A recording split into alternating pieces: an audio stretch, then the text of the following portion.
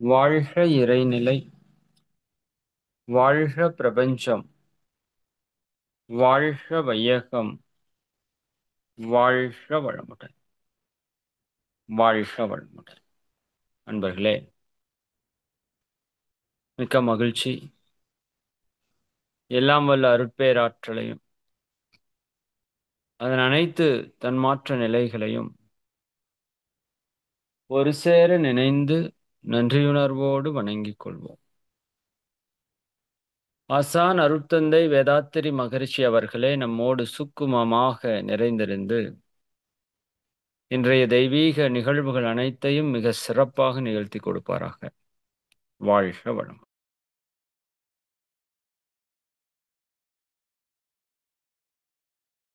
வாழ்க வளமுடன்! அன்பர்களே, இப்போ வேதாத்திரி மகரிஷி அவர்கள் கூறிய இந்த உலகம் அமைதியாக வாழ்வதற்கான பல திட்டங்கள், இந்த உலக அமைதிக்கான திட்டம் அப்படிங்கிறது பொதுவா பார்த்தோம்னா நம்ம உடல் ஆரோக்கியத்திற்கான திட்டத்தை விட, நம் மன அமைதிக்கான திட்டத்தை விட, இன்னும் நம்ம பொருள் பெருக்கத்திற்கான திட்டத்தை விட ஏதோ ஒரு குறைவான முக்கியத்துவம் கொண்ட திட்டமாக தோணும் பொதுவா.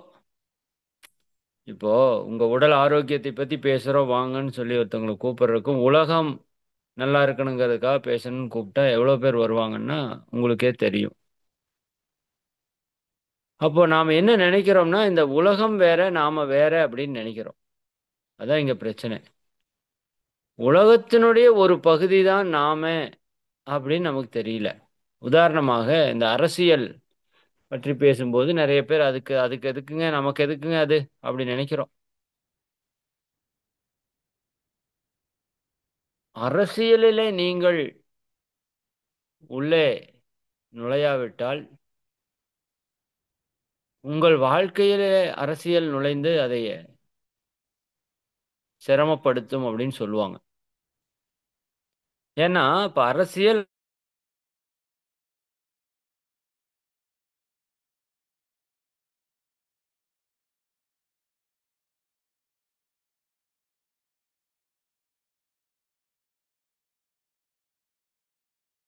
நம்ம ஒரு அரசியல் சிஸ்டத்துக்குள்ள தான் இருக்கிறோம். பட் அதுக்கு நமக்கு சம்மந்தமே இல்ல அப்படிங்கிற மாதிரி அதை பற்றி அறிவில்லாம, அதற்கான ஒரு முக்கியத்துவம் குடுக்காம, அதுக்குன்னு அதுல போய் நம்ம கட்சியில நிக்கணும்ங்கிறது நான் சொல்லல. புரிதலுக்காக வர்றேன். இப்ப அரசியல் அப்படின்னா என்ன? என்னதான் நடக்குது? ஏன்னா அதுக்குள்ள தான் நம்ம சிக்கியிருக்கோம் இல்லையா? நம்ம வாழ்க்கை நல்லா இருக்கணும்னா, அப்ப அதை பற்றிய அறிவு நமக்கு தெளிவா இருக்கணும். இப்போ அ மகரிஷி சொல்லுவாங்க, "எந்த நாட்டிலயும் தலைவர்கள குற்றம் சொல்லாதீர்கள்." ஏன்னா, தலைவர்கள் எப்படி இருப்பாங்க அப்படின்னா, அந்த நாட்டு மக்களுடைய மனோநிலைக்கு தகுந்த மாதிரி தலைவர்கள் இருப்பார்கள். "தண்ணீர் தன்னுடைய மட்டத்தை தானே நிர்ணயித்துக் கொள்ளும்" அப்படின்னு சொல்லுவாங்க இல்லையா? தண்ணீர் தன்னுடைய மட்டத்தை தானே நிர்ணயித்துக் கொள்ளும். அதுபோல மக்கள் தங்களுடைய தலைவர்களை தாங்களே தேர்ந்தெடுத்துக் கொள்வார்கள். இப்ப நம்முடைய தலைவர்கள் அறிவில் சிறந்தவர்களாக இருக்கிறார்கள் அப்படின்னா, நம்முடைய மக்கள் அறிவில் சிறந்த நிலையில இருக்காங்கன்னு அர்த்தம். நம்முடைய தலைவர்கள் அந்த மாதிரி இல்ல, அதற்கு எதிர்ப்பதரமாக இருக்கிறாங்கன்னா, நம்மளும் அப்படி இருக்கிறோம்னு அர்த்தம். அவ்வளோதான். அப்ப நாம எந்த அளவுக்கு உயர்றோமோ, எப்படி மனித மனம் எந்த அளவுக்கு உயருதோ, அப்படி மனிதன் உயர்கிறானோ, அப்படி மனிதர்கள் எந்த அளவுக்கு உயர்றாங்களோ, அந்த அளவுக்கு தான் ஆட்சியும், நிர்வாகம், சட்டம் எல்லாமே இருக்கும். அப்ப அது சரியா இருக்கும்போது தான் நாமளும் சரியா வாழ முடியும். அப்படிங்கிறத நம்ம புரிஞ்சுக்கணும். இப்ப உலக சமாதானத்திற்காக நம்ம பேசுறது அப்படிங்கிறது, நம்ம ஒவ்வொருத்தருடைய ஒரு வாழ்க்கையை பற்றி தான் நம்ம பேசுறோம். இல்லையா? நம்ம வாழ்க்கையில வரக்கூடிய துன்பங்கள் என்ன? பிரச்சனைகள் என்ன? சிக்கல்கள் என்ன? இதை பற்றி நாம சிந்திக்கும்போது, இந்த சிந்தனை நான் சென்ற உரையில் சொன்னது போல, உலகம் முழுக்க அது என்ன பண்ணும்? பரவறதுக்கு ஆரம்பிக்கும். இந்த மகரிஷி கூட இந்த காந்த தத்துவத்தில சொல்லுவாங்க. நம்ம மூளையிலிருந்து வரக்கூடிய அந்த எண்ண அலைகள் பிரபஞ்சம் முழுக்கம் பரவுகிறது அப்படிங்கிறதுக்கான ஒரு உதாரணம் வெளிநாட்டிலே ஒரு ஆராய்ச்சி செய்திருக்கிறார்கள். ஏதோ ஒரு தீவுகள். ஒரு இடத்துல கடலுக்குள்ள பல தீவுகள் இருக்கு. குட்டி, குட்டி, குட்டி, குட்டியா நூற்றுக்கணக்கான தீவுகள் ஒரு இடத்துல இருக்கு. அந்த தீவுல போய் இவங்க ஆராய்ச்சி பண்ணியிருக்காங்க. உண்மையான ஆராய்ச்சி. சயின்ஸ் ரிசர்ச் நடந்திருக்கு. அந்த தீவிலே குரங்குகள் வசிக்கிறது. அங்க விலை பொருளாக மரவள்ளிக் கிழங்கு அங்க இயற்கையா விளையுது. காடுகளுக்குள்ள இயற்கையா நெறைய விளையறது போல. அப்ப அந்த குரங்குகள் அந்த மரவள்ளிக் கிழங்க எடுத்து சாப்பிட்டு வாழ்க்கைய ஓட்டிட்டு இருக்குது. அப்போ ஒரு நாள் ஒரு குரங்கு அந்த மரவள்ளிக் கிழங்கை எடுத்து பக்கத்தில் இருக்கிற அந்த கடல் நீரிலே ஒரு கழுவி அப்புறம் சாப்பிடுறதுக்கு ஆரம்பிக்குது. இதை பார்த்த மற்ற குரங்குகளும் கொஞ்ச நாள்ல அதை அப்படியே கழுவி சாப்பிடுறதுக்கு ஆரம்பிக்குது. இதுல இன்னொரு மிகப்பெரிய ஆச்சரியம் என்னன்னா, ஒரு குறிப்பிட்ட காலத்திலே அங்க சுற்றி இருக்கிற எல்லா தீவுகளிலுமே எங்கெல்லாம் அந்த மரவள்ளிக்கிழங்கு குரங்குகள் இருக்கிறதோ, அந்த இடத்துல எல்லா இடத்துலயுமே எல்லா குரங்குகளுமே என்ன பண்றதுக்கு ஆரம்பிக்குது? அந்த கடல் நீர்ல அதை கழுவி சாப்பிடுது. பாருங்க. இது யாரும் போய் சொல்லிக் குடுக்கல. யாரும் எஜுகேட் பண்ணல. ஆனால் இயற்கையாகவே அதற்கு அப்படி ஒரு அமைப்பு வந்து போச்சு. அப்ப என்ன இங்க உணர்த்தப்படுது அப்படின்னா, நம்ம மூளையிலிருந்து எழக்கூடிய அலைகள், அந்த ஒரு குரங்கினுடைய மூளையிலிருந்து ஏற்பட்ட அலைகள், அந்த பகுதி முழுக்க ஏன் உலகம் முழுக்க கூட அது பரவுது. அப்படி மனித மனம் மூளையிலிருந்து எழக்கூடிய அலைகள், சிந்தனைகள், எண்ணங்கள் இந்த உலகம் முழுக்க பரவுகிறது. எல்லோருடைய மூளைக்குள்ளும் செயல்படுகிறது. கருமையத்தில செயல்படுகிறதுன்னு நம்ம புரிஞ்சுக்கிட்டோம்னா, இன்னைக்கு நாம் சொல்லக்கூடிய அந்த வாழ்த்து அலைகள் எவ்வளவு இந்த உலகத்திலே மாற்றத்தை ஏற்படுத்திக் கொண்டிருக்கிறது அப்படின்னு தெரியும். நேத்திக்கு கூட ஒருத்தங்க நம்மளோட இறை சாதனை மார்க்க அன்பர் ஒருத்தவங்க பேசுறப்ப சொன்னாங்க. இந்த மாதிரி என்னுடைய குடும்பத்திலிருந்து அவங்க நல்ல தீவிரமா இருக்கிறாங்க இதுல. என்னுடைய குடும்பத்தில இருக்கிற ஒவ்வொருத்தங்களா இப்ப இதுக்குள்ள வர்றதுக்கு ஆரம்பிக்கிறாங்க. அத பத்தி கேட்கறாங்க, விசாரிக்கிறாங்க அப்படின்னு சொல்லும்போது, நான் அதான் சொன்னேன். இது அவங்களா வரல. நீங்கள் எல்லாரையும் வாழ்த்திட்டே இருக்கீங்க டெய்லியும். உங்களுடைய உறவினர்கள், நண்பர்கள் எல்லாரையும் நீங்க வாழ்த்திட்டே இருக்கிறீங்க. அப்ப அந்த வாழ்த்து அலை அவர்களுக்குள்ள போகுது. அப்ப அந்த வாழ்த்து அலை என்ன பண்ணுது? அவர்களை நன்றாக வாழ வைக்க வேண்டும் என்ற ஒரு தன்மையை ஏற்படுத்துது. அப்ப நல்லா வாழ வைப்பதற்கான சூழல் இங்க இருக்கிறதுனால, இங்க அவங்கள கூட்டிட்டு வருது. உங்க வாழ்த்துக்கு இருக்கிற சக்தி அது அப்படின்னு சொன்னேன். அது உண்மைதான். அப்ப அந்த விதத்தில, நம்ம மனதிலே இன்னைக்கு நம்ம ஒரு விஷயத்த சிந்திக்கிறோம். இது செயல்படுவதற்கு பல ஆண்டுகள் ஆகலாம். இல்லைன்னு சொல்லல. மகரிஷியே சொன்னாங்க. இதெல்லாம் உடனே நடக்குமா? அப்படின்னு கேட்டா தெரியாது. இந்த பொருளாதாரத் துறையிலே சமநீதி வர வேண்டும் என்றால், நாளைக்கே வந்துருமா? அப்படின்னா வராது. ஏன்னா மகரிஷிக்கே தெரியும். இதுக்கு அவர் திட்டம் தீட்டுறாரு. உலக சமாதான திட்டத்தில இதற்கான திட்டத்தை தீட்டும்போது, இதுக்கு 30 ஆண்டுகள், 50 ஆண்டுகள், 100 ஆண்டுகள் ஆகும்ன்னு எழுதுறாரு. ஒவ்வொன்னையும் கால்குலேட் பண்ணி எழுதி வச்சிருக்காரு. இந்த மாரி பண்ணீங்கன்னா 50 ஆண்டுகள்ல இந்த மாரி விலை வரும். இந்த மாரி பண்ணா 30 ஆண்டுகள்ல இந்த மாரி விலை வரும்.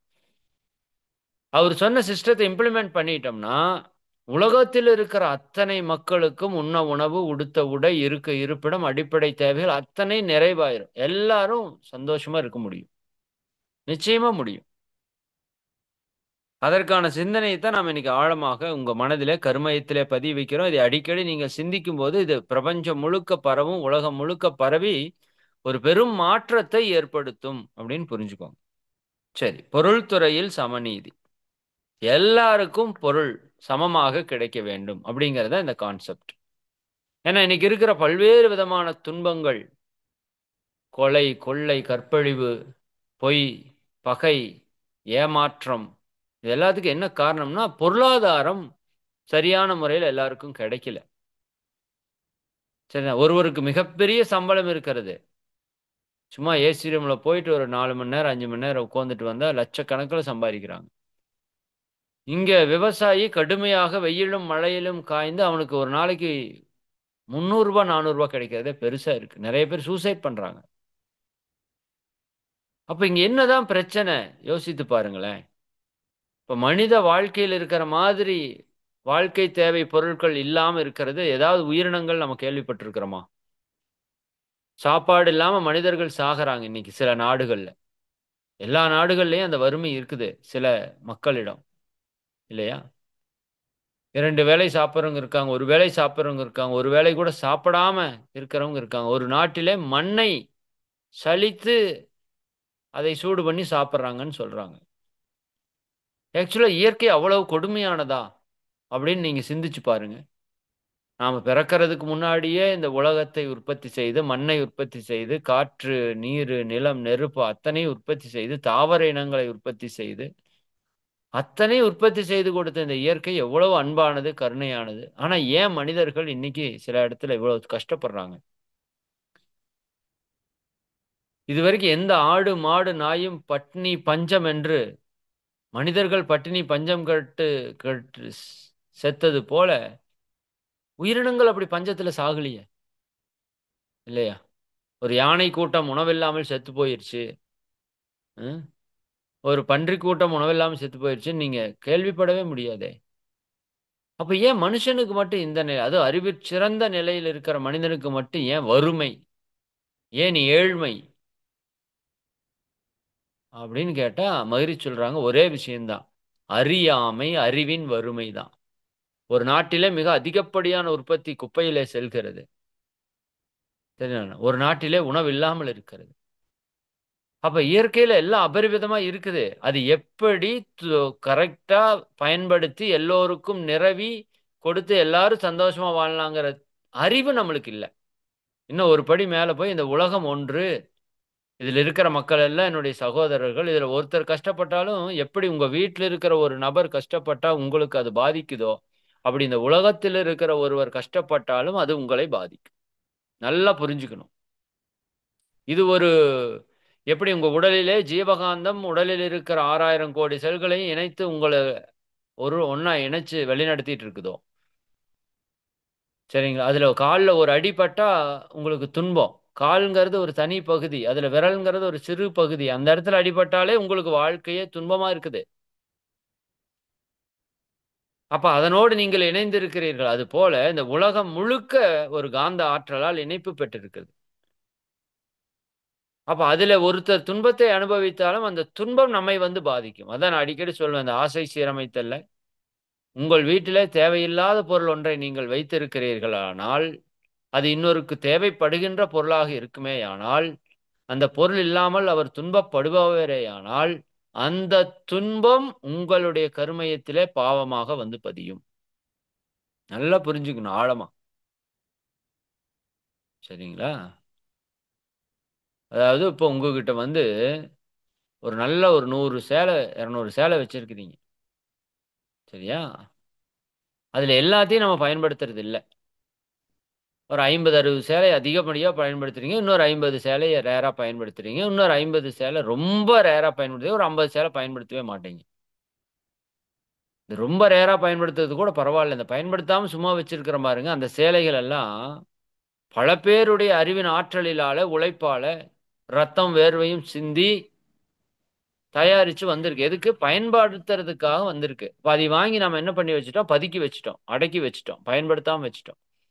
இப்போ உலகத்துல யாருக்கெல்லாம் எனக்கு ஐயோ! சேலை இல்லையே! அப்படின்னு நெறைய பேர் கஷ்டப்படுறவங்க இருக்காங்கல்ல. உணவு இல்லையேன்னு கஷ்டப்படுற மாரி, உடை இல்லையேன்னு கஷ்டப்படுறவங்க இருக்காங்க. கிழிஞ்சத கட்டிட்டு. சரிதானா? கிடைச்சத உடுத்திட்டு இருக்கிறாங்க. அந்த மக்களோட மனசுல ஒரு எண்ணம் இருக்கு. ஐயோ! எனக்கு நல்ல உடை இல்லையேன்னு. அப்படி நினைக்கிறவங்க எல்லாருடைய மனதில் இருக்கிற அந்த வருத்த அலை இருக்கு இல்லையா? அது சாபமாக மாறி யாரெல்லாம் எச்சா வச்சு பயன்படுத்தாம வச்சிருக்கீங்களா? மறுபடியும் சொல்றேன். அந்த வார்த்தை முக்கியம். நீங்க 4 செருப்பு வச்சிருந்தாலும் பயன்படுத்திட்டு இருந்தா பரவாயில்லைங்கிறேன். 4 செருப்பு வச்சிருக்க கூடாது. இருந்தாலும் 4 செருப்பையும் பயன்படுத்துறீங்க. ஒண்ண வீட்டுக்குள்ள பயன்படுத்துறீங்க, ஒண்ணு பாத்ரூம்க்கு பயன்படுத்துறீங்க, ஒண்ணு வெளிய போறதுக்கு பயன்படுத்துறீங்க அப்படின்னா ஓகே. பட் பயன்படுத்தாத ஒரு செருப்ப நீங்க வச்சிருக்கீங்கன்னா, அப்ப செருப்பு இல்லாமல் ஒருத்தன் நடந்து போய் கால்ல புண்ணாகி கஷ்டப்பட்டு எனக்கு ஒரு செருப்பு இருந்தா பரவாயில்லையே இறைவான்னு அவன் ஒரு வார்த்தை போட்டானா, அது எத்தன பேர் செருப்ப வச்சிருக்கிறீங்களோ, ஷூவ வச்சிருக்கிறீங்களோ, அத்தன பேருடைய கருமையத்திலே அந்த கர்மா வந்து பதிஞ்சிரும். இதுக்கு பேரு சமுதாய பதிவு, வான்காந்த பதிவுன்னு பேரு. இதையெல்லாம் கருத்தில் கொண்டு நம்ம செயல்படணும். அப்ப என்ன சொல்றாரு அப்படின்னா மகரிஷி, இந்த உலகத்துல பொருள் வறுமை இருக்குதா அப்படின்னு கேட்டா சத்தியமா கிடையாது. ஏன்னா ஒரு காக்கா இத்தனை லட்சக்கணக்கான பறவைகள் இருக்குது. ஏதாவது ஒண்ணாவது வறுமையில செத்துருக்கா? சோறு இல்லாம செத்துருக்கா? கிடையாது. எல்லாருக்கும் சோறு இருக்குது. கல்லுக்குள் தேரைக்கு சாப்பாடு போகுது. முட்டைக்குள் கருவுக்கு உணவு வச்சு தான் படைக்கிறான். அப்ப அவ்வளவு அன்பும் கருணையுமா இருக்கிற இறைவன் மனிதனுக்கு சாப்பாடு கொடுக்காம இருப்பானா? பொருளை நிறைவேற்றாம இருப்பானா? இல்ல. அப்ப ஏன் பொருள் இல்ல? உண்ண உணவு, உடுத்த உடை, இருக்க இருப்பிடம். சரிதானுங்களா? அப்ப இந்த 3 தானே அடிப்படை தேவை. இந்த 3மே ஏன் மக்களுக்கு இன்னைக்கு இருக்கிற மக்கள் வெறும் 800 கோடி பேர் தான் இருக்கிற உலகத்துல 8000 கோடி பேருக்கு இருக்கலாம். 8 லட்சம் கோடி பேர் இருந்தாலும் இந்த உலகம் தாங்கும். அதற்கான தேவையெல்லாம் நிறைவேற்றி கொடுக்கும். சரிதானுங்களா? அப்படி ஒன்றும் உலகத்துல ஒன்றும் பெரிய இல்லாம இல்ல. அத்தனை செல்வங்கள் வளங்கள் இருக்குது. ஆனால் இன்னைக்கும் உண்ண உணவு இல்லாம, உடுத்த உடை இல்லாம, இருக்க வீடு இல்லாம இருக்கிறோமே. ம். சரிங்களா? அப்ப இது ஏன் அப்படின்னு ஒரு கேள்விதான் இங்க வருது. அப்போ இயற்கை எந்த இடத்திலையுமே ஏழ்மையை வைக்கவில்லை. அப்ப ஏழ்மைக்கு காரணம் என்ன? இந்த மனித சமுதாயத்துல நம்ம கிட்ட இருக்கிற அந்த அறிவினுடைய குறைபாடு. இங்க இருக்கிற வளங்களை சரியாக முறையாக பயன்படுத்தி எல்லோருக்கும் எல்லாம் கிடைக்கும்படி செய்ய முடியாத ஒரு தன்மை. இதில் இருக்கிற பேராசை, பொறாமை, கடும்பற்று போன்ற தீய குணங்கள்ல நமக்கு சரியா நிர்வாகம் பண்ண தெரியாத ஒரு அறிவினுடைய குறைபாட்டினால, சரிங்களா, இங்க ஏழ்மையும் துன்பத்தையும் நம்ம பார்க்கிறோம். ஏழ்மையை நம்ம போக்கணும் இல்லையா? இல்ல அப்படின்னா எப்பவுமே மனிதகுலம் நிம்மதியா உலகம் சமாதானமா வாழ முடியாது. அப்ப மனிதனிடம் இருக்கின்ற அந்த அறிவினுடைய குறைபாட்டை போக்கி அந்த தேவையற்ற செயல்களை மாற்றி நற்செயல்களாக மாற்றும் போது இங்க நல்ல விளைவு வரும். எல்லோரும் இன்புற்று வாழ முடியும். அதான் முக்கியம். எல்லோரும் சந்தோஷமா இருந்தா எப்படி இருக்கும் பாருங்களேன். ஒரு பாட்டுல கூட சொல்லுவாங்க, இருக்கிறதெல்லாம் பொதுவாய் போனால் எடுக்கிற நோக்கம் இருக்காது. சரி, இருக்கிறதெல்லாம் பொதுவாய் போயிருச்சு அப்படின்னா இப்ப பாருங்க, சூரிய ஒளி இப்ப யாராவது எடுக்கணும்னு யாராவது கங்கணம் கட்டிட்டு நிக்கிறாங்களா? சூரிய ஒளி நான் எடுத்துக்கிறேன், நீ எடுத்துக்கிறேன். ஏன்னா சூரிய ஒளி எல்லாருக்கும் பொது. காற்றை யாராவது நீங்க எடுத்துக்கிறேன் நாங்க எடுத்துக்கிறேன் நிக்கிறோமா? இல்ல. சொல்லுங்களேன் பார்ப்போம். ஆனால் நிலத்தை அப்படி நிக்கிறோம். ஏன்னா இங்க பொதுவாக இல்லாம அதை பிரிச்சுட்டோம். அப்ப பொதுவா வந்துருச்சுன்னா அங்க உங்களுக்கு என்ன இல்ல? துன்பம் இல்ல. எல்லாரும் எல்லாத்தையும் எடுத்து பயன்படுத்தி அற்புதமா மகிழ்ச்சியா ஆனந்தமா இந்த உலகத்துல வாழ முடியும். சரி, இப்ப ஏழ்மை ஏன் வருது அப்படின்னா மகரிஷி 3 ரீசன் சொல்றாங்க. ஒண்ணு, வெட்டி செலவு செய்யறோம். ம்? வெட்டி செலவு ஒன்று தேவையே இல்லாமல் இருக்கும், அதற்காக செலவு செய்து அதை வீணாக அழிப்பது. இது ஏழ்மைக்கு ஒரு காரணம். சரிங்களா? ரெண்டாவது காரணம், இன்னைக்கு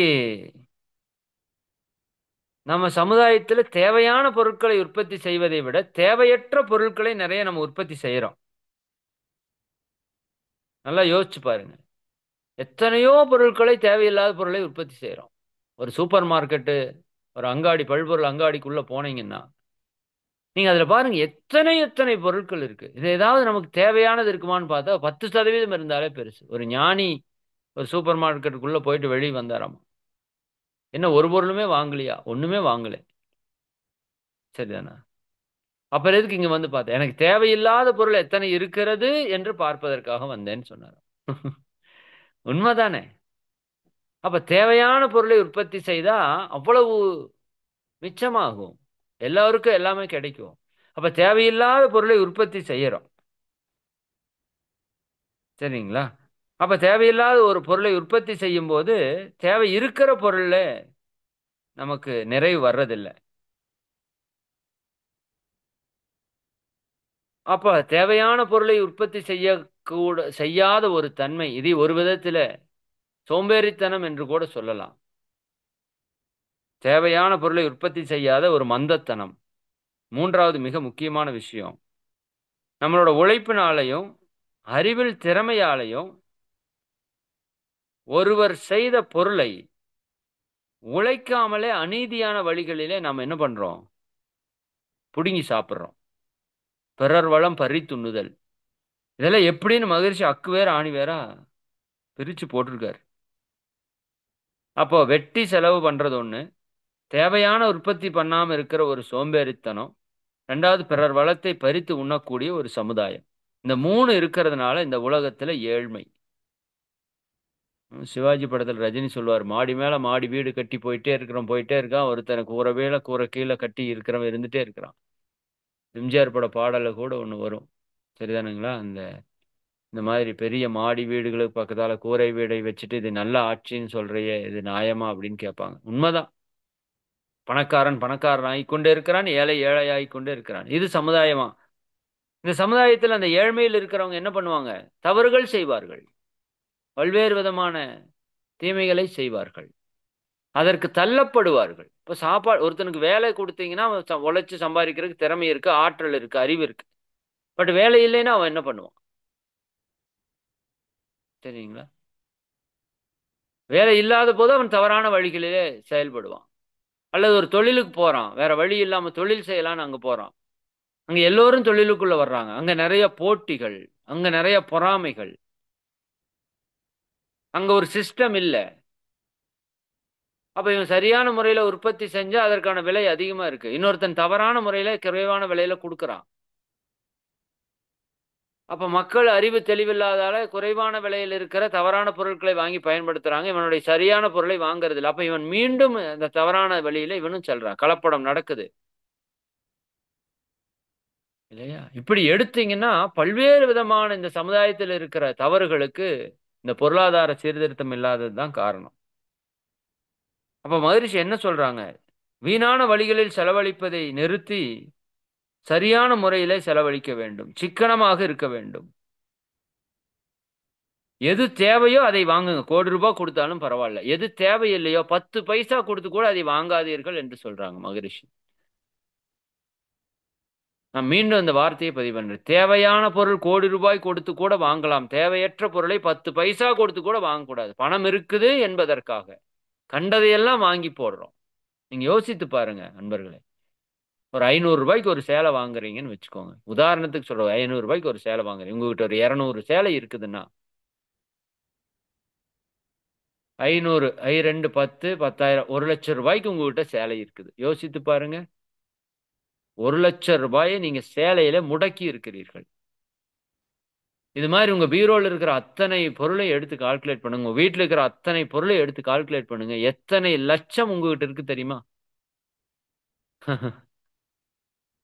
சரிங்களா? இதெல்லாம் நம்ம கால்குலேட் பண்றதே இல்ல.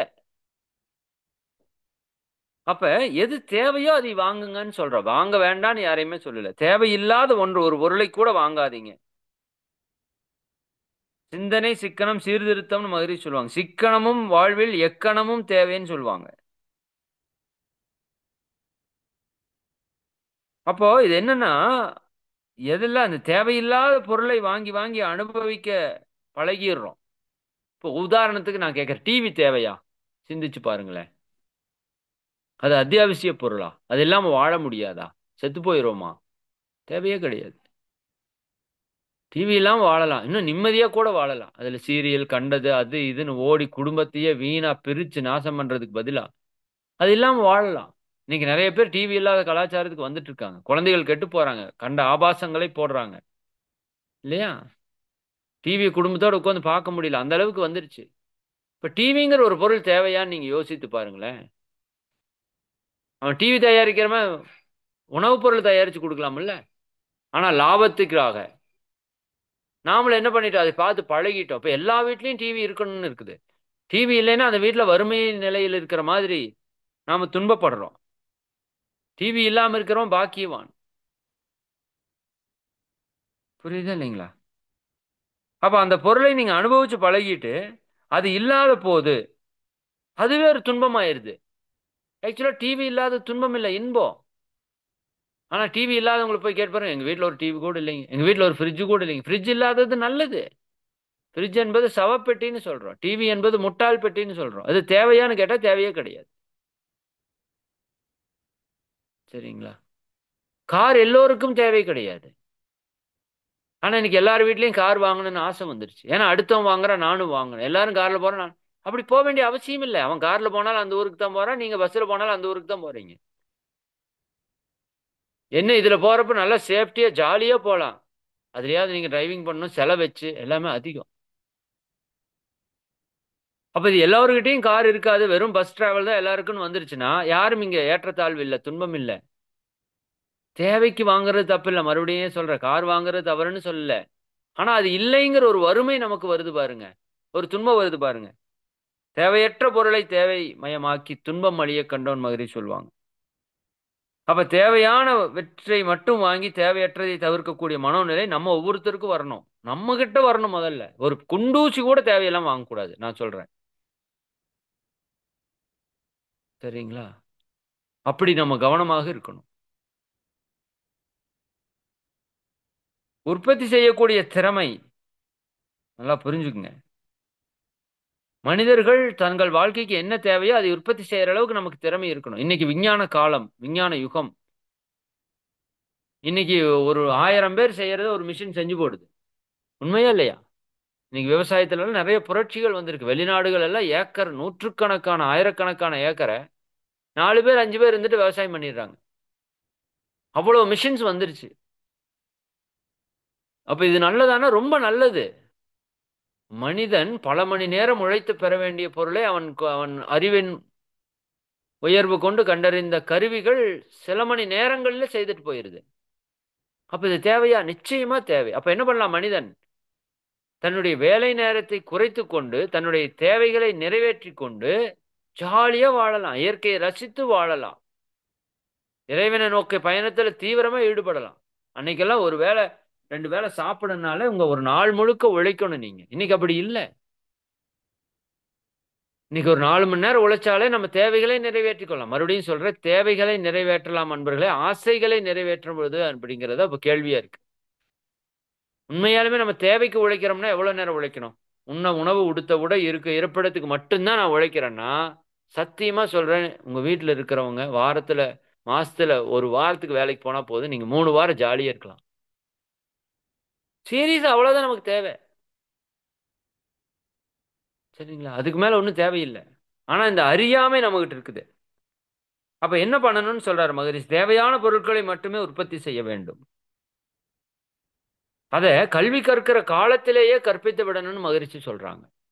ஒரு மனுஷன் படிக்கிறப்பவே, இப்ப நம்ம ஒன்லி ப்ரொஃபஷனல் எஜுகேஷன்னு குடுக்கிற கல்வியில, என்ன ஏதோ ஒரு தொழிலை கற்றுக்கொள்வதற்கான ஒரு சூழலை ஏற்படுத்துறாங்க. ஆனா மகரிஷி ஒரு 5 தொழிலை எல்லோருக்கும் கற்றுக் கொடுக்கணும்னு சொல்றாங்க. விவசாயம் எல்லாருக்கும் தெரியணும். நெசவு எல்லாருக்கும் தெரியணும். வீடு கட்டுறது எல்லாருக்குமே தெரியணும். இது ஒன்றும் பெரிய விஷயமெல்லாம் இல்ல. ஒரு தாழ்மையான, கீழ்மையான விஷயம் இல்லப்பா. அதெல்லாம் நம்ம அப்படி நினைக்கிறோம். சரிங்களா? கட்டடத் தொழிலையோ, நெசவு தொழிலையோ, விவசாயத்தையோ ஒரு கீழ்மையான தொழிலாக நம்ம பார்க்கிறோம். இது மிகப்பெரிய தவறு. ஐடி ஃபீல்டு இல்லாட்டி நீங்க வாழலாம். சோறு இல்லாம வாழ முடியாது. நல்லா புரிஞ்சுக்கணும். கொரோனா வந்தது அதுக்கெல்லாம் நமக்கு காட்டுச்சு. ஐடி ஃபீல்டு அத்தனையும் க்ளோஸ் பண்ணிட்டான். நம்ம வாழ்ந்துட்டு தான் இருந்தோம். ஆனால் விவசாயத்தை க்ளோஸ் பண்ணிட்டீங்கன்னா செத்து போயிடும் எல்லாருமே. அப்ப உயர்ந்த தொழில் விவசாயம், உயர்ந்த தொழில் நெசவு, உயர்ந்த தொழில் கட்டிடம், இருக்கறதுக்கு இருப்பிடம் அமைப்பு, அதெல்லாம் தெரிஞ்சுக்கணும். இது ஒரு பெரிய விஷயம் இல்லை. எளிமையா தெரிஞ்சுக்கலாம். எல்லாரும் செய்யவும் முடியும். இன்னைக்கு விஞ்ஞான கருவிகள் கொண்டு எளிமையா செய்யலாம். அதே போல சமையல் எல்லாருக்கும் தெரியணும்னு மகிழ்ச்சி சொல்றாங்க. இல்லையா? சமையல் எல்லாருக்கும் அதை கல்வியா கற்றுக் கொடுக்கணும். அதே போல விஞ்ஞான கருவிகளை உருவாக்குவதும் இயக்குவதும் தெரியணும். இந்த 5 தொழில் எல்லாருக்கும் தெரியணும்.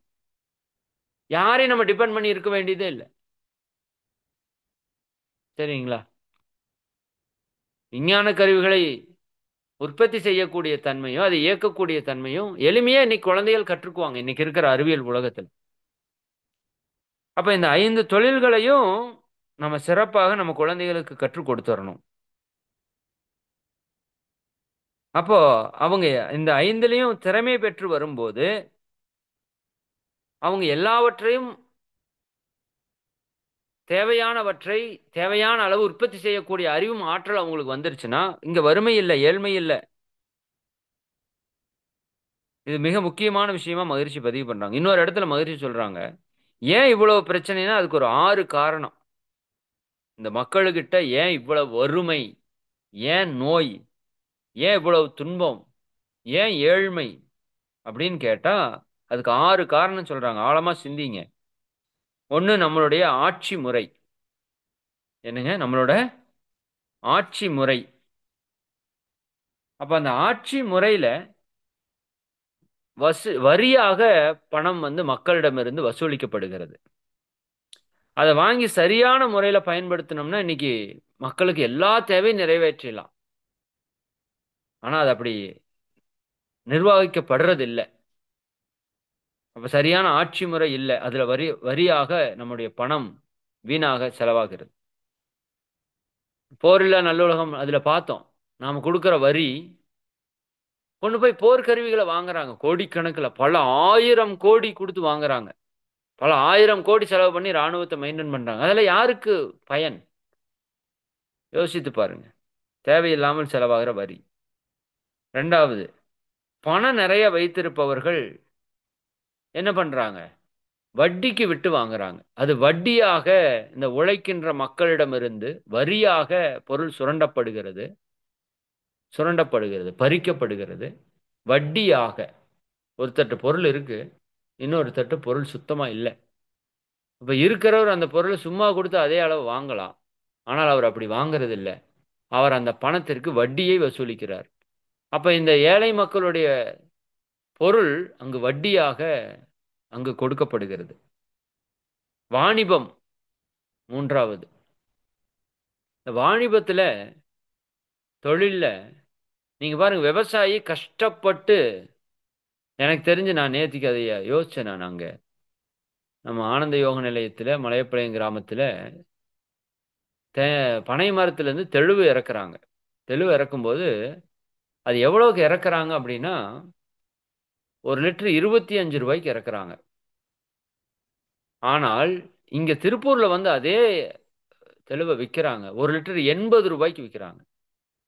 இன்னும் அந்த விவசாயிக்கு அந்த பனை மரத்தை குத்தகைக்கு விட்டது வந்து ஒரு மாசத்துக்கு ரூ. 100 என்னவோ தான் குத்தகைக்கு எடுக்குறாங்க. ஒரு மாதம் முழுக்க அந்த பனை மரத்திலிருந்து தெளுவு வரும்.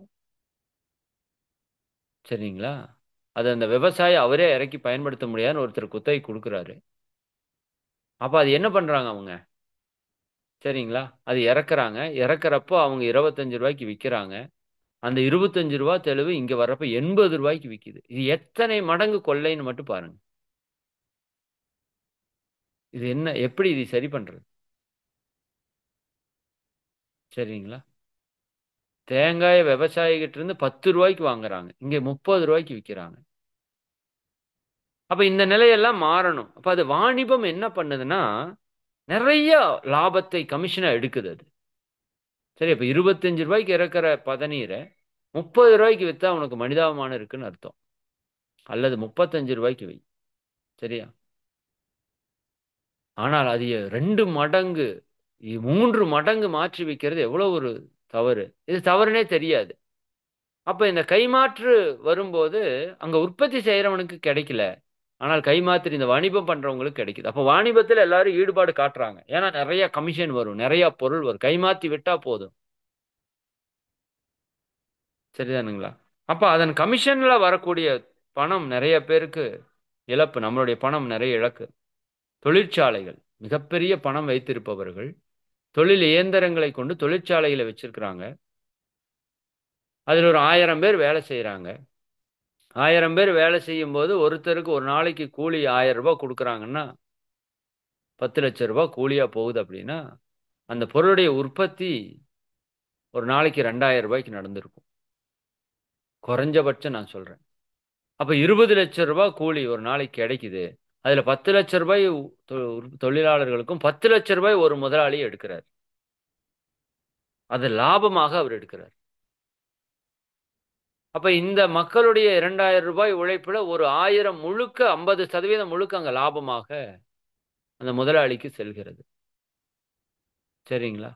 இதன் மூலமாக நம்ம உழைக்கிற பணம் அந்த மக்களுக்கு பாதி சுரண்டப்படுகிறது. விளைநிலம். மிகப்பெரிய விளைச்சல் நிலம் வச்சிருக்காங்க. குத்தகை என்ற பெயரிலே அவர்களுடைய உழைப்பை அங்கு பறித்து கொள்ளப்படுகிறது. வீடுகள் நிறைய கட்டி விடுறாங்க. அப்ப வீடு இல்லாதவங்க அங்க போய் வசிக்கிறாதா? தேவை இருக்குது. அப்படி இருக்கும்போது வாடகை, குடியிருப்பதற்கான கூலி, குடக்கூலி என்று சொல்றோம். அதன் மூலமாக வாடகையின் மூலமாக மக்களுடைய செல்வம் பறிக்கப்படுது.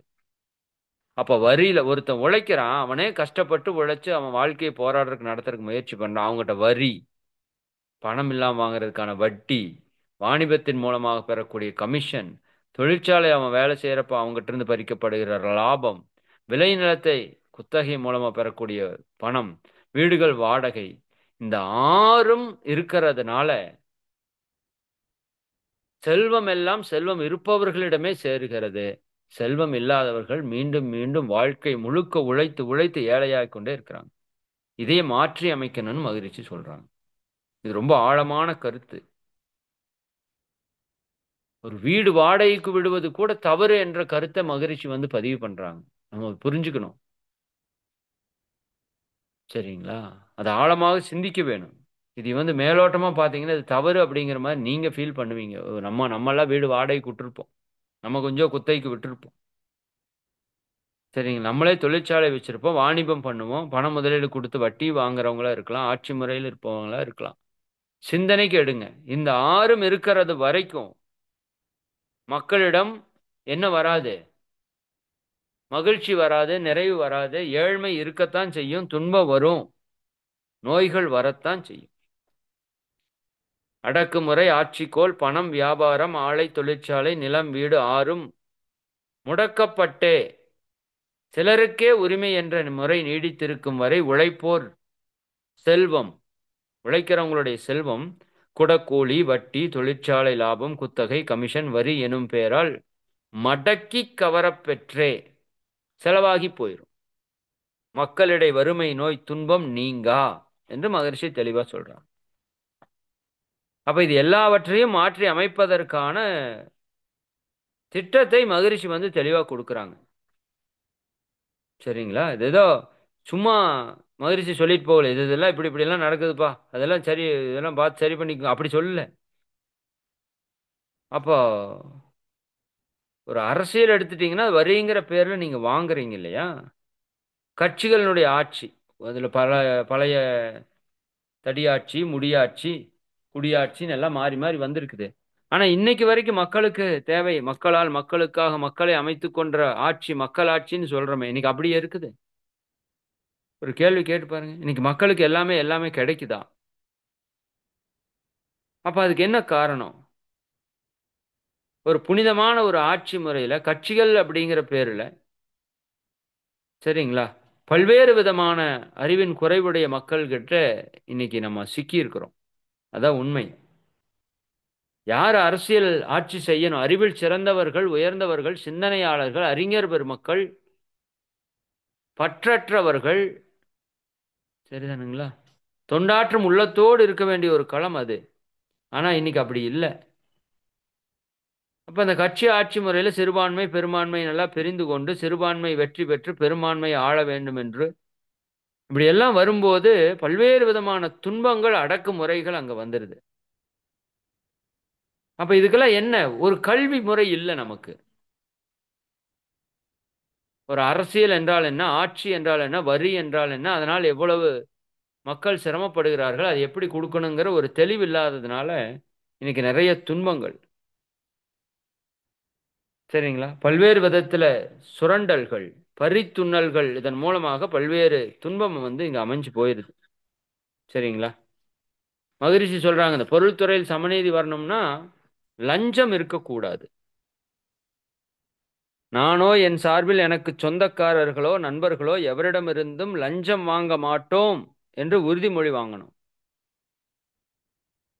யாருகிட்ட? அரசியல் பதவி ஏற்றுக்கொள்பவர்களுக்கும் சமுதாய சேவை செய்பவர்களுக்கும் தொண்டாற்ற வர்றவங்க இந்த இந்த உறுதிமொழியை எடுக்கணும். லஞ்சம்ங்கிறது மிகப்பெரிய விஷம், நஞ்சுன்னு சொல்றாரு. இன்னைக்கு நிறைய படங்களை இதை பற்றி பேசுது. ஆனால் நம்மளுக்கு லஞ்சம் வாங்கிட்டே இருக்கு, லஞ்சம் கொடுத்துட்டே இருக்கிறோம். உண்மையான்னு பாருங்க. லஞ்சம் வாங்குவது எவ்வளவு தவறோ அதை விட மிக பல மடங்கு தவறு லஞ்சம் கொடுப்பது. ஆனா இன்னைக்கு இருக்கிற சூழல்ல வேற இன்னும் பெருசா பண்ண முடியாத அளவுக்கு நம்ம சிக்கி அதுக்குள்ள அந்த வழக்கம் என்ற பேர்ல, அதிகாரம் என்ற பேர்ல சிக்கிட்டு இருக்கோம். அப்ப லஞ்சத்தை ஒழித்தே ஆகணும். அது கொஞ்சம் கஷ்டம் தான். மதுரை சொல்றாங்க. தீராத நோய்க்கு அறுவை சிகிச்சை செய்வது போல, இந்த சமுதாயத்திலே லஞ்சத்தை அறுவை சிகிச்சை செய்தாவது சரி செய்ய வேண்டும். அப்படின்னு சொல்றாங்க. அது இருக்கிற வரைக்கும் மக்கள் நிம்மதியா வாழ முடியாது. நிறைய வேலையில்லா திண்டாட்டம் இன்னைக்கு இருக்கு. வேலையை பங்கிட்டு கொடுங்கன்னு சொல்றாரு. அற்புதமான விஷயம். இன்னைக்கு நம்ம இந்தியாவுல நிறைய பேருக்கு வேலையில்லா திண்டாட்டம். மக்கள் அங்கே இங்கே ஆர்ப்பரிக்கிறார்கள். இங்க திருப்பூர் எல்லாம் பார்த்தீங்கன்னா, பாதி நார்த் இந்தியா அங்க வந்துருச்சுன்னு நெனைக்கிறேன். எனக்கு தெரிஞ்சு. ஏன்னா வேலை இல்ல அவனுக்கு அங்க. பொருள் இல்ல. சாப்பிடறக்கு வழி இல்ல. சரிங்களா? அப்ப அங்கிருந்து இங்க இடம் பெயர்றாங்க மக்கள். இப்ப வேலையில்லா திண்டாட்டம் எல்லா பக்கம் தலைதெறிச்சு ஆடுது. எல்லா நாடுகள்லயும் இருக்குது அது. அப்ப என்ன பண்ணணும்? மகரிஷி என்ன சொல்றாங்கன்னா, இப்ப அரசாங்க வேலையில ஒரு 10,00,000 பேர் இருக்காங்கன்னு வச்சுக்கங்க. உதாரணத்துக்கு நான் சொல்றேன். அரசாங்க வேலையில 10,00,000 பேர் இருக்கிறாங்கன்னா, 10,00,000 பேர் 8 மணி நேரம் உழைக்கிறாங்கன்னா, சரிங்களா? அப்ப அவங்களுக்கு 7 மணி நேரம் வேலை நேரமா மாத்திருங்க. 1 மணி நேரத்த மிச்சம் பண்ணுங்க. அப்ப எத்தன நேரம் மிச்சமாகும்? 10,00,000 மணி நேரம் மிச்சமாகும். 10,00,000 மணி நேரத்த 7 மணி நேரம் வேலையா நீங்க குடுத்தீங்கன்னா, 1,42,847 பேருக்கு வேலை குடுக்க முடியும். இப்ப 10,00,000 பேர் செய்யக்கூடிய வேலை செய்யக்கூடிய இடத்திலே 11,42,000 பேர வேலை செய்ய முடியும். இதே 2 மணி நேரமா குறைச்சீங்க அப்படின்னா, 6 மணி நேரம் வேலைய அவங்களுக்கு குறைக்கிறீங்கன்னு வச்சுக்கங்க. 2,85,714 பேருக்கு வேலை குடுக்க முடியும். இல்ல, அதுக்கும் எச்சா குடுக்கலாம். 6 மணி நேரம் தானே கணக்கு. 3,33,333 பேருக்கு வேலை குடுக்க முடியும். அப்ப 10,00,000 பேர் செய்து கொண்டிருக்கின்ற வேலையை 13,500,000 பேருக்கு செய்ய வைக்க முடியும். ஒண்ணுமே நீங்க பண்ண வேண்டாம். வெறும் 2 மணி நேரம் உங்களுக்கு வேலை கம்மிங்க அப்படின்னு சொன்னா போதும். அப்போ உங்களுக்கு இப்ப வந்து ஆ, 50,000 ரூபாய் சம்பளம் வந்துட்டு இருக்குதா? இல்ல 40,000 ரூபாய் சம்பளம் வாங்கிட்டு இருக்கீங்களா 8 மணி நேரத்துக்கு? இனிமேல் உங்களுக்கு 30,000 தான் சம்பளம். சரிங்களா? 30,000 தான் சம்பளம். 6 மணி நேரம் டியூட்டி. மிச்சம் 2 மணி நேரம் ஃப்ரீயா இருக்கும். நீங்க சுயமா வேற எந்த மாதிரியான தொழில் வேணா செய்து உங்க திறமைக்கு தகுந்த மாதிரியான வந்து நீங்க பெருக்கிக் கொள்ளலாம் அப்படிங்கிற ஒரு சுதந்திரத்தையும் குடுத்துட்டோம்னா, இப்ப எத்தனை மக்களுக்கு வேலை வந்துரும் பாருங்க.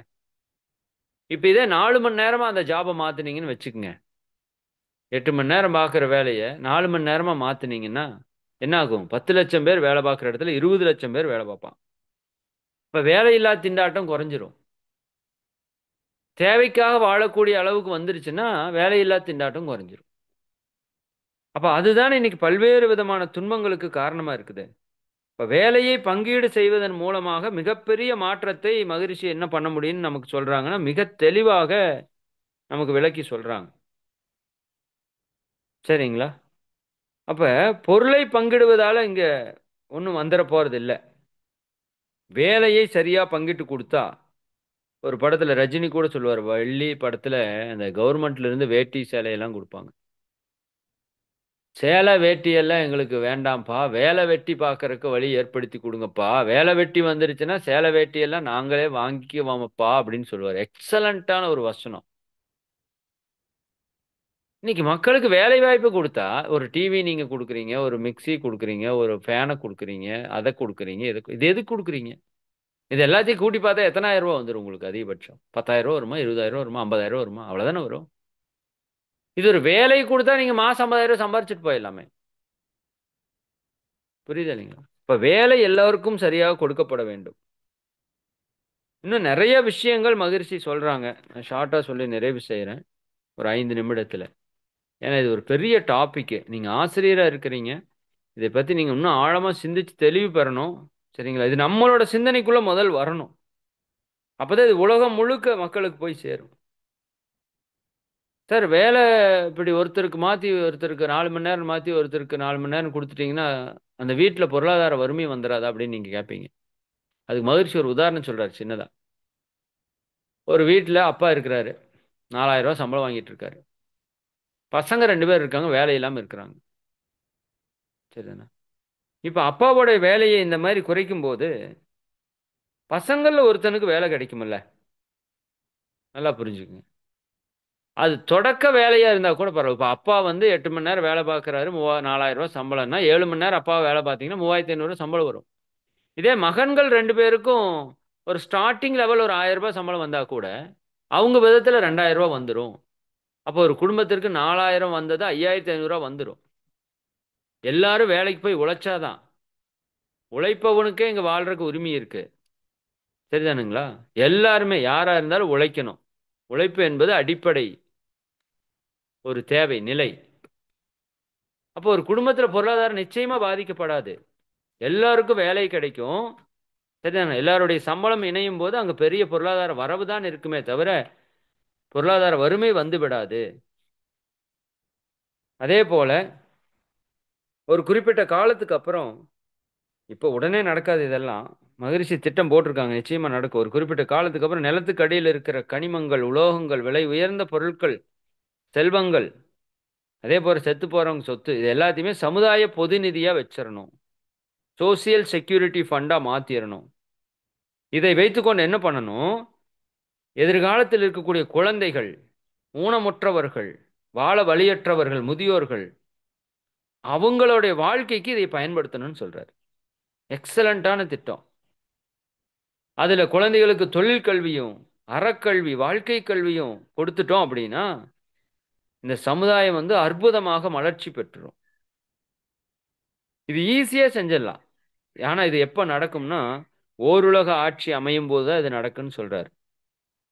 உலகம் முழுக்க ஒரு ஆட்சி அப்படின்னு வருது பாத்தீங்களா? அப்ப வரும்போது இந்த நிலத்துக்கடியில் இருக்கிற செல்வங்கள், வளங்கள், இறக்குறவங்களோட சொத்தெல்லாம் ஒரு செக்யூரிட்டி ஃபண்டா வச்சு இன்னைக்கு குழந்தைகளை வளர்க்கறது தான் நமக்கு பெரிய பொருளாதார பிரச்சனை ஆகுது இல்லையா? முதியவர்களை பார்க்கறது பெரிய செலவா இருக்குது. இது எல்லாமே அரசே எடுத்துக்கிச்சுன்னா நமக்கு என்ன பெரிய ஃப்ரீ தான். அதுக்கு பேரறிஞர் முன் வந்து செய்யணும்னு சொல்றாரு. அப்ப நீர், காற்று, வெயில், நிலம் இது எல்லாமே பொதுவா இருக்கு. நீர் இந்த சமுதாயத்திலே மக்களுக்கு பொதுவா இருக்கிறது. காற்று பொதுவாக இருக்கிறது. நிலம் கூட பொதுதான். ஒரு கன சென்டிமீட்டர் காற்று கூட நம்மால உற்பத்தி செய்ய முடியாது. ஒரு கிராம் மண்ணு கூட நம்மால உற்பத்தி செய்ய முடியாது. ஒரு துளி நீரை நம்மால் உற்பத்தி செய்ய முடியாது. இது இயற்கை கொடுத்த வளம். இயற்கையினுடைய அருட்செல்வம் இது. அதை சரியான முறையில நிர்வகித்து நாம் பெற்றுக்கொண்டு சிறப்பாக வாழணும். அப்ப கூட்டுறவு முறையில தொழில் செய்யணும்னு சொல்றாங்க. இது ஒரு மிகப்பெரிய கருத்து. நான் சிம்பிளா சொல்லிடுறேன். இந்த தொழில் எல்லாம் இருக்கு பாத்தீங்களா? அந்த தொழிலை எல்லாம் ஒரு ஒன்றின் கீழே கொண்டு வரணும். ஒரு குடையின் கீழே கொண்டு வரணும். அது அரசாங்கத்திற்கும் தொழில் செய்யக்கூடிய தொழிலாளர்களுக்கும் முதலாளிகளுக்கும் என்ற மாதிரி அதை சரியாக பிரித்து இது ஒரு பெரிய திட்டம். நான் ஒரு நாள் உங்களுக்கு தனியா விளக்குறேன். இது நீங்க அறிவுல தெளிவா பொருந்திக் கொள்ளணும். தொழில்களை எல்லாம் முதல்ல பங்கிட்டு அந்த வேலையில்லா திண்டாட்டம் சரியா போச்சு அப்படின்னா தவறுகள் இங்க நடக்காது அப்படின்னு சொல்றாரு. அதே போல தொழிற்சாலைகளையும் முதலாளி, தொழிலாளர், அரசாங்கம் இந்த 3 பேரும் ஒரு கூட்டம் எடுத்துக்கணும். ஒரு தொழிற்சாலையில் இருக்குதுன்னா இந்த முதலாளியுடைய பங்கு 33%, தொழிலாளியுடைய பங்கு 33%, அரசாங்கத்தினுடைய பங்கு 33%. அது கீழே கொண்டு வந்து அதற்கு சரியான முறையான லாபத்தை அந்த தொழிலாளிகளுக்கு கொடுத்து வேலைக்கு சரியான கூலியை கொடுத்து லாபத்தை சரியாக கொடுத்து அரசாங்கத்துக்கு ஒரு சரியான அளவு எடுத்து இப்படி அந்த ஒரு நிலை வரும்போது இங்க தேவையில்லாம பொருள் ஒரு இடத்துல குவியாது. அரசாங்கத்துக்கு வரியும் சரியா கிடைக்கும். தொழிலாளிகளுக்கும் நல்ல ஒரு பொருளாதார நிலை உயரும். இதுல ஒரு மகரிஷி ஒரு குறிப்பா ஒரு விஷயம் சொல்றாங்க. உலகத்துல பொருளாதார மாற்றம்னா சில நாடுகள் அந்த தவறான ஒரு வேலையை செய்யுது. பொருள் நிறைய வச்சிட்டு இருக்கிறவங்கள்ட்ட இருந்து அடிச்சு பறிச்சு பொருள் இல்லாதவங்களுக்கு கொடுத்துடலான்னு. அது தப்பு. அவங்களும் மனுஷங்க தான். அவங்கள சிலர் ஏமாற்றி பெற்றிருக்கலாம். சிலர் முறையாக நேர்மையாக சம்பாதிச்சு பெற்றிருக்கலாம். சரிங்களா? அப்ப அது அப்படி செய்யறது வந்து சரியான முறை அல்ல. அப்ப அவங்கள மன வருத்தப்படுத்தி அவங்களுடைய எதிர்காலத்தை துன்பமயமாக்குறது நம்மளுடைய செயல் அல்ல. அது பாவம். சரி, அது தவறு. அது சில நாடுகளே அந்த கொள்கையில் இருக்குது.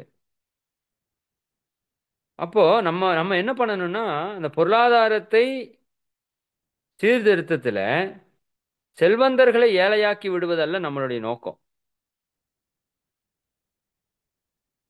அப்போ எல்லாரையும் அறிவு நிலையில உயர்த்தி எல்லாரையும் செல்வந்தர்களாக எண்ணிக்கையில உயர்த்தணும்.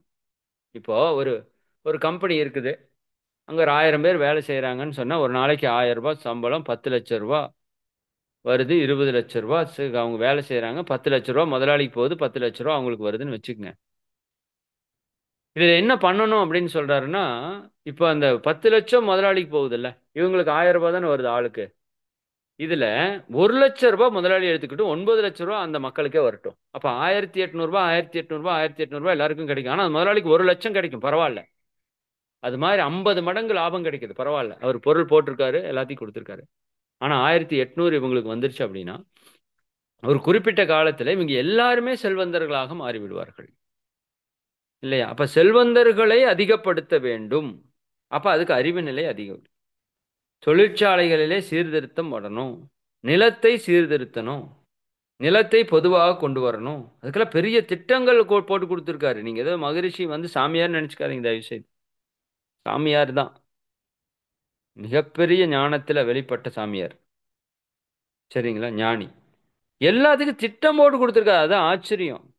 இந்த மாதிரி பண்ணுங்க. 5 வருஷத்துல இப்படி நடக்கும். 10 வருஷத்துல இப்படி நடக்கும். தொழிற்சாலைகள் எல்லாம் அப்படியே கொஞ்சம் கொஞ்சமா, கொஞ்சம் கொஞ்சமா அரசாங்கத்துக்கு பொதுவா கொண்டு வந்துருங்க. அதுக்குன்னு முதலாளிகளை கஷ்டப்படுத்திறவும் கூடாது. அவங்களுக்கு தேவையான லாபத்தையும் குடுத்து, அதைய தனியார் மயத்திலிருந்து பொதுமயமா மாத்திட்டீங்க அப்படின்னா, சரிங்களா? அங்க ஒரு அற்புதமான ஒரு களம் வந்துரும். அதே மாதிரி வீடுகளை சீர்திருத்தணும். ஒருத்தருக்கே வீடு சொந்தம் அப்படிங்கிற மாதிரி அது வரக்கூடாது.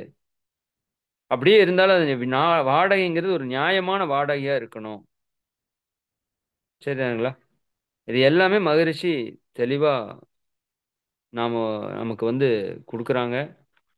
அப்ப இந்த பொருள் துறையில் ஒரு சமமான நிலை வரும்போது தான் இந்த மக்கள் ஏழ்மையிலிருந்து விடுபடுவாங்க. ஏழ்மையிலிருந்து விடுபடக்கூடிய ஒரு சமுதாயம், எந்த சமுதாயம் வாழ்க்கை தேவைகளை எல்லாம் நிறைவேற்றுதோ அந்த சமுதாயம் தான் சரியான சமுதாயம், அமைதியான சமுதாயமா இருக்க முடியும். அங்க பொய் இருக்காது, கொலை இருக்காது, கொள்ளை இருக்காது, கற்பழிவு இருக்காது, திருட்டு இருக்காது, பஞ்சம், வறுமை இருக்காது. அப்ப இந்த பொருள் துறையில் இந்த உலகம் சமநீதிக்கு வரணும் அப்படிங்கிறது மகரிஷியுடைய திட்டம். அதற்கு நான் மேற்சொன்ன கருத்துக்களை எல்லாம் மகரிஷி நமக்கு ஆழமா விதைச்சிருக்கிறாங்க. நான் ஒரு நாள் இந்த மற்ற திட்டங்களை எப்படிங்கிறதெல்லாம் ஆசிரியர்களுக்கு ஒரு நாள் தனியா விளக்கி, என்ன சொல்ல வர்றாருன்னு உங்க மூளையில பதிவிக்கிறதுக்கு முயற்சி பண்றேன். நீங்களும் வாய்ப்பு இருக்கிறவங்க மகரிஷியுடைய வேதாத்திரியம் என்ற புத்தகத்திலே, வேதாத்திரியம் என்ற நூலிலே, நீங்க எல்லாருமே படிச்சிருப்பீங்கன்னு நினைக்கிறேன். அந்த பொருள் துறையில் சமநீதி, அந்த 14 திட்டங்களையும் நீங்க ஒண்ணுக்கு பலமுறை பொறுமையா படிக்கணும். சரிங்களா? அதன் மூலமாக இந்த உலகத்தில பொருளாதாரம் எல்லோருக்கும் நிறைவாக கிடைத்து, அனைவரும் சிறப்பாக, அமைதியாக வாழ, நாம் இந்த அறிவை முதல் மக்களுக்கு செலுத்தணும். சரிங்களா? இப்ப இந்த பயிற்சி எடுத்தவங்க தான் இதையெல்லாம் கொஞ்சமாவது கேட்டு சிந்திக்க முடியும். பயிற்சி எடுக்காதவங்ககிட்ட இதெல்லாம் சொன்னீங்கன்னா, அதெல்லாம் ஒண்ணுமே நடக்காதுன்ட்டு போயிருவாங்க. ஏத்துக்க மாட்டாங்க. ஏன்னா, அவங்க அந்த தொழில செஞ்சுட்டு இருப்பாங்க. அப்ப நம்முடைய அறிவிலே இந்த விஷயம் பதிந்து, இந்த உலகத்திலே பதிந்து, உலகத்திலே பல மக்களுடைய வாழ்க்கையில இந்த அறிவு பெருகும்போது, நிச்சயமா அது செயலுக்கு வந்துரும். மறுபடியும் சொல்றேன், நடக்காது அப்படின்னு எதுவுமே கிடையாது. சரி, எல்லாமே நடக்கும். நாம எந்த அளவுக்கு நம்ம எண்ணத்துல ஸ்ட்ராங்கா போடுறோம். அப்ப எல்லா மக்களுக்கும் பொருள் துறையில் சமநீதி இருக்கணுங்கிறத நம்ம அடிக்கடி நினைத்துக் கொண்டே இருக்கணும். எல்லாரும் பொருளாதாரத்துல நிறைவா இருக்கணும். வாழ்க்கை தேவை நிறைவேறணும் அப்படிங்கிறதுல நம்ம இருக்கணும். சரி, மிக்க மகிழ்ச்சி. அனைவருக்கும் நன்றி. கொஞ்சம் காலம் அதிகமாயிருச்சு. இருந்தாலும் பொறுமையா கேட்ட உங்க அனைவருக்கும் மீண்டும் நன்றி கூறி, நீங்களும் உங்கள் அன்பு குடும்ப உறுப்பினர்கள் அனைவரும் எல்லாம் வல்ல அருட்பேராற்றலினுடைய கருணையினால் உடல் நலம், நீளாயுள், நிறை செல்வம், உயர் புகழ், மெஞ்ஞானம் ஓங்கி, இறை உணர்வு, அறநெறி, கல்வி, தனம், தானியம், இளமை, வலிவு, துணிவு, நன்மக்கட்பேர்.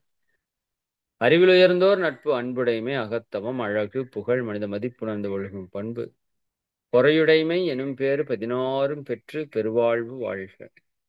வாழ்க வளமுடன். வாழ்க வளமுடன். வாழ்க வளமுடன். நண்பர்களே, மிக்க மகிழ்ச்சி. நிறைவு செய்து கொள்ளலாம். தை அமாவாசை